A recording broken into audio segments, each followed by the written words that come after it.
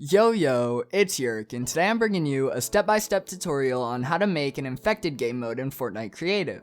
By the end of this tutorial, you'll be able to set up your own infected game mode in your own creative maps. But before we get started, if you guys enjoyed this video at any point, don't forget to drop a like, hit subscribe, do whatever you want to do, and all that stuff. And if you want to support me, you can use code YerkYT in the item shop, and it really helps me out a lot.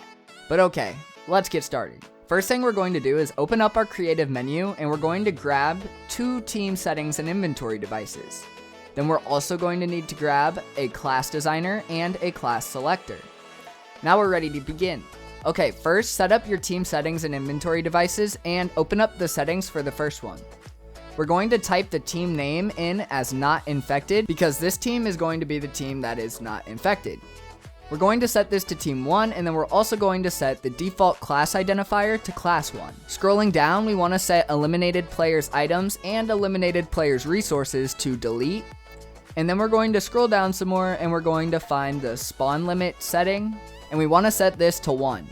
Right below that, we also want to set the after last spawn go to setting to team 2. And then right below that, we want to set the max initial team size to 15. Then we're going to scroll almost all the way to the bottom, and we're going to set win on timeout to yes. This makes it so this team will win when the time runs out. Then lastly, we need to set when team is out of respawns, transmit on channel 1. And when team member eliminated, transmit on channel 2.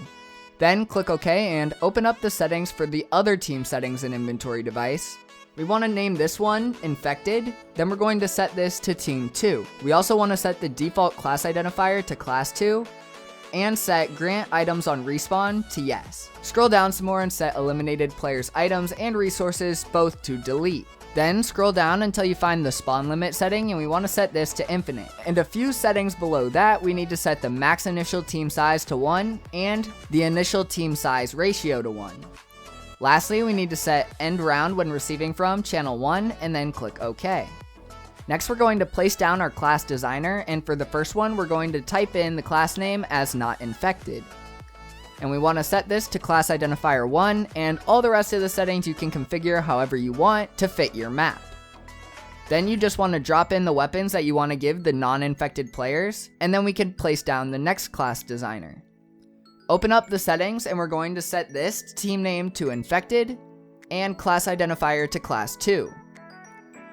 Then we want to set grant on respawn to yes, and then once again you can configure the rest of these settings however you want to fit your map. Then we're going to place down a class selector and open up the settings. Set it to class to switch to class 2.